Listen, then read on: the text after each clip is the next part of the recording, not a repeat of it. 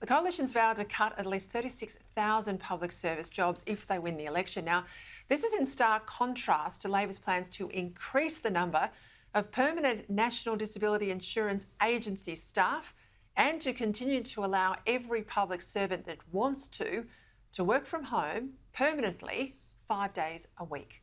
Joining me now, Senior Fellow and Chief Economist at the Institute of Public Affairs, the wonderful Adam Creighton.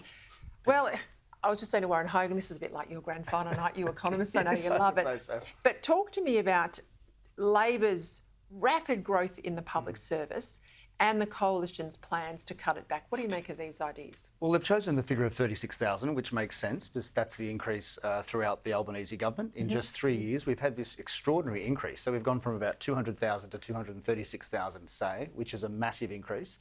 And if you take a broader look, so roughly in the Australian economy last year, there were about 490,000 new jobs. Now, 1/3 of those jobs were actually public sector broadly defined, so state, federal, local government new jobs. But the public sector formally is only 15% of all employment. So that's extraordinary growth of that one sector.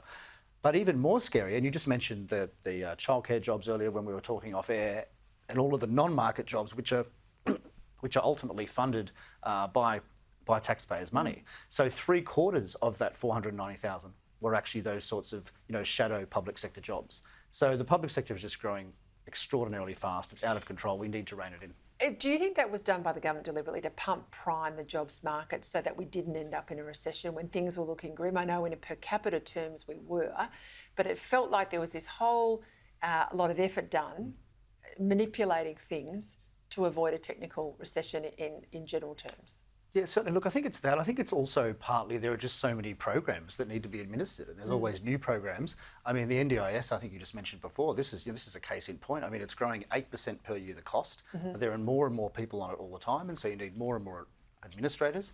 There's this startling figure now that something like 1 in 7 young boys aged 6 are now on the NDIS with autism. And yet 20 years ago, it would have been 1% of boys that age.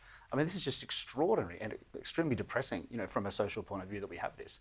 So I think to cut the public, and you mentioned about the Coalition, it's great that they want to cut the jobs, but they have to cut the programs as well, because if they don't cut the programs, they're just going to have, well, either more, they're going to have to hire other public servants, or they're going to have to hire consultants outside the public sector, as you well know, the shadow public sector, to manage these programs or to optimise them.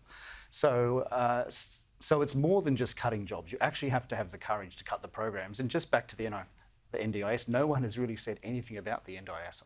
No, they're all keeping their head down. Yeah. Talk to me about the work from home debate, because I know you've just come back from the States. Huge feature over there. Vote winner, I think, for President Trump. And certainly when he moved so quickly on it post-election, it resonated here in Australia. Interestingly, though, the PM here is trying to take the opposition to task over ending work from home. They're saying, Peter Dutton, you're out of touch. But I look at an example of the Home Affairs Department. This is border protection. And in that department, 70% of people work from home. Now, how can you work for Home Affairs from home? Yeah, well, look, the facts and figures were even worse, actually, in DC. I mean, just as I was leaving a few months ago, some extraordinary figures came out that 90% of the federal workforce was still working from home. This is in Washington, DC. So you have these huge buildings with basically no one in them. So Donald Trump administration has certainly sought to reverse that. Look, I think in principle, it's a good idea, but basically, lots of people have become used to working from home since the pandemic, and they quite like it. And if they're forced to come back in the office, they will quit. So some people will be lost. Isn't that part of the problem with our productivity, though, that they are working from home? Yes. Look, I mean, there's a big intellectual debate, as to whether it's more or less productive. And look, it probably depends on the individual, frankly. In some cases, it probably is more productive. I mean, I hesitate to apply blanket rules. I think it probably depends on the particular nature of the department, and certainly I don't think the government should be mandating what happens in the private sector. I think that's up to employees and business to work out for themselves. And there's some other figures from the US just came out. Roughly 1/4 of American workers now are at least partly working from home, which is an extraordinary figure, right? So that's at least 1 day a week. It's not completely working from home, but that's a very large figure. And the other fact that came out of this large survey was that many people would be willing to forego $8,000 a year of their salary to work from home. So how about this? If Peter Dutton says, look, you can work from home, but you're going to take a pay cut, maybe that's the trade-off. What about some comments Because I think the whole work from home debate's a middle class debate. You know, if you've got a laptop sort of job, you can work from anywhere in the world, and I suspect people do. I suspect the Canberra public servants aren't living in Canberra when they're working from home now, but not if you're in the real economy, not if you're in the jobs that drive, you know, retail or transport or those things. This was picked up by Chris Minns, New South Wales Premier. Have a listen. There's 400,000 public servants in the state. Most of them are on the front lines. They don't have an option to work from home.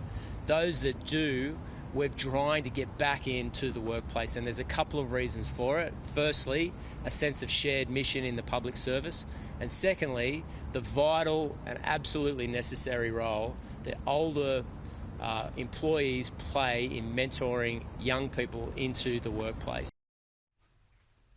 Supreme common sense there from Chris Minns, and yet again he's just highlighting where these Labor leaders on the right, and I think Roger Cook's an example, Malinauskas is an example in South Australia, are cementing themselves into government with common sense policies, and the bloke from the left faction in Canberra just doesn't get it. Yeah, look, I think that's right. I mean, I think there is an argument that managers want to be able to supervise their staff. Obviously, it's much harder to do if they're at home. You know, and like I said earlier, I mean, for some employees, it might suit them to work from home. For others, and probably the most, you know, the majority of them, it does not. So, you know, I think the Minns approach, it's certainly good retail politics. But as for the economics, I think the jury's still out, I would say. All right, thank you very much, Adam. Enjoy Thanks, the Peta. budget.